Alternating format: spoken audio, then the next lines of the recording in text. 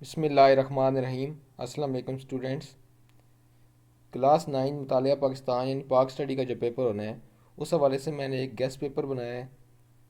तो आप सारे स्टूडेंट्स इसको शुरू से लेके एंड तक देख लें और इसको साथ साथ नोट करते जाएं अहम पॉइंट, ताकि आपको इसका फ़ायदा हो जाए। तो चलें स्टार्ट करते हैं। तो सबसे पहले जो आपके एमसीक्यूज़ आते हैं उनको पढ़ लेते हैं। अब दो कौमी नज़रिया का तस्वर सबसे पहले किसने पेश किया, यानी बरसगीर में दो कौमी नज़रिए का तस्वर किसने पेश किया? कहते थे मोहम्मद अली जिन्ना, अल्लामा मोहम्मद इकबाल, सर सैयद अहमद ख़ान या मोहम्मद फ़ातिमा जिन्ना। तो इसका जो सही ऑप्शन है वो सर सैयद अहमद ख़ान है। अब उर्दू हिंदी तनाज़ा कब शुरू हुआ? 1857, 1867, 1877 या 1866? तो इसका सही ऑप्शन है 1867, यानी 1867 में। अंग्रेज़ बरसगीर में डैश की गर्ज से आए? हुकूमत, सियासत, तजारत या सियात? अब ये तजारत की गर्ज से आए थे। उन्होंने फिर यहाँ के हिंदू मुसलमानों के अख्तिलाफ़ात थे, सियासी कमज़ोरियाँ देखी, तो फिर उन्होंने हुकूमत करने का फ़ैसला कर लिया। वैसे वो तजारत की गर्ज से आए थे। अच्छा, पाकिस्तान का नाम किसने तजवीज़ किया? अल्लामा मोहम्मद इकबाल, सर सैयद अहमद ख़ान, क़ायद आज़म मोहम्मद अली जिन्ना या चौधरी रहमत अली ख़ान? तो इसका ये ऑप्शन दोस्त है चौधरी रहमत अली ख़ान। अच्छा, आगे है, शिमला वफ़द ने किस वायसराय से मुलाकात की? Viceroy Lord Mountbatten, viceroy Lord Minto, viceroy Lord Curzon या वायसराय लॉर्ड पैथिक?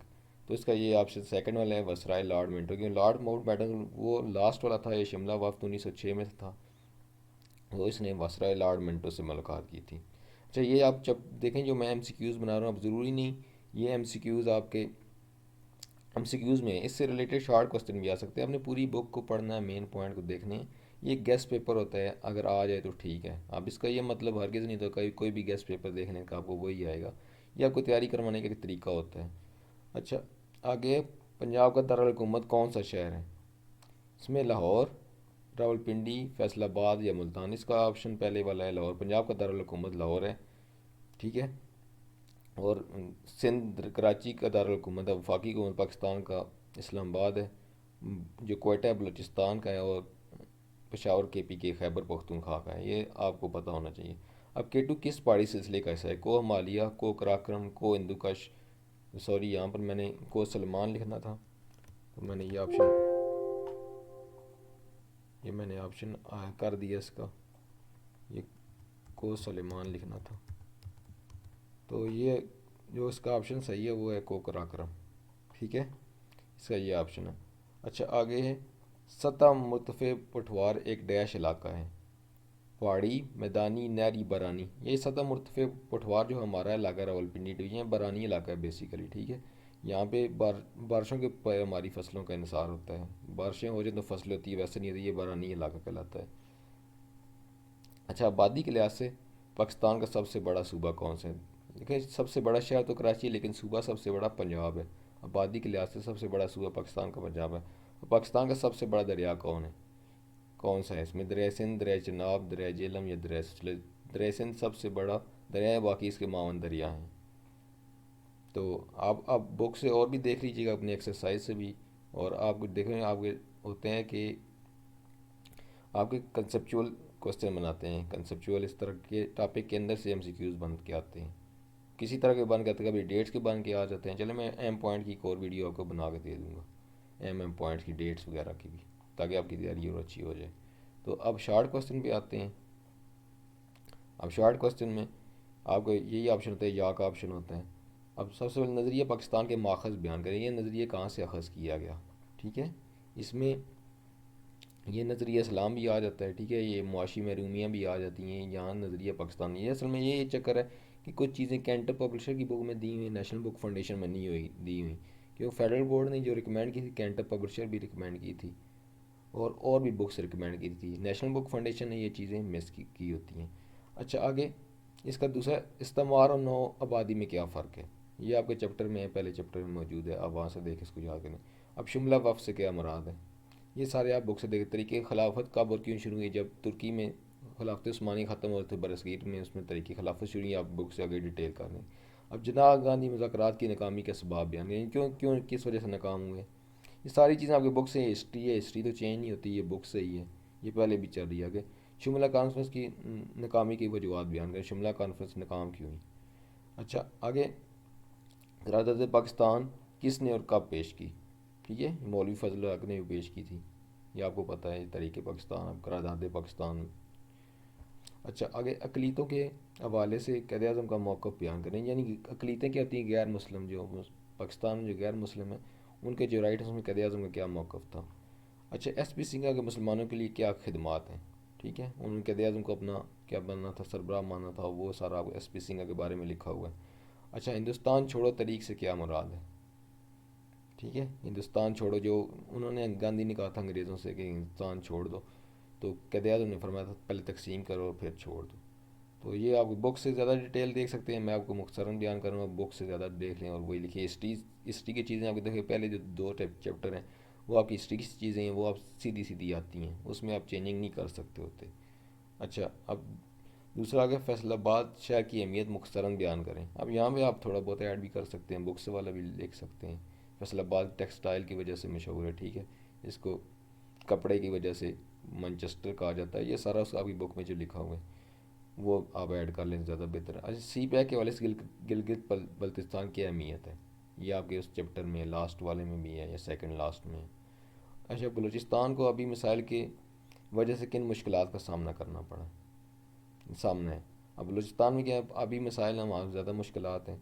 ठीक है, वहाँ फसलें नहीं हैं, एक तो वो रेगिस्तान है, तो वहाँ ज़्यादा मसाइल हैं। ठीक है, अच्छा, वहाँ बगात तो बहुत ज़्यादा है, ये भी है, लेकिन अभी मिसाइल, पानी के मिसाइल की वजह से बहुत सी मुश्किलात का सामना भी है। अच्छा, पाकिस्तान में चावल की फसल कौन कौन से पेश मसाइल हैं, चावल में पाकिस्तान को चावल की फसल बेहतर बनाने में कौन कौन से मसाइल पेश हैं। आ गए खुश्क बंदरगाहों से क्या मुराद है, या नकद फसल से क्या मुराद है। तो देखिए, अभी मैंने सवाल बनाए, आप ज़रूरी नहीं यही आए। ठीक है, अभी हो भी सकता है, आ भी सकते हैं। 10 का ऐसे हुआ, 10 क्लास का जो मैं MCQs बना रहा था, बोला था वो शार्ट में, सेंथ तास में जब मैंने MCQs बनाया था वो शार्ट में आ गया। कुछ चीज़ें बीच में आई भी हैं, ये नहीं कहते कि नहीं आ सकती, आई भी हैं, इंपॉर्टेंट चीज़ें बनाई हैं। लेकिन आप इस पर रिलाई ना करें, सिर्फ कोई भी किसी का भी गेस्ट पेपर देखते हैं ना, आप उस पर रिलाई ना करें। आप अपनी मेहनत जारी रखें, अपने नोट्स आपने जिस टीचर से पढ़ा है आप वो भी जारी रखें साथ, और ये गेस्ट पेपर भी देख लेंगे। गेस्ट पेपर आपको याद करवाना, आपको याद दहानी कराना, इसका हरगिज़ ये मतलब नहीं है कि आप इस पर डिपेंड करें। चलें, लास्ट पार्ट है इसका, हिस्सा सोम है, सॉरी मैंने ये दो में लिखा हुआ है, ये हिस्सा सोम है। ठीक है, तो इसके लॉन्ग क्वेश्चन होते हैं आपके।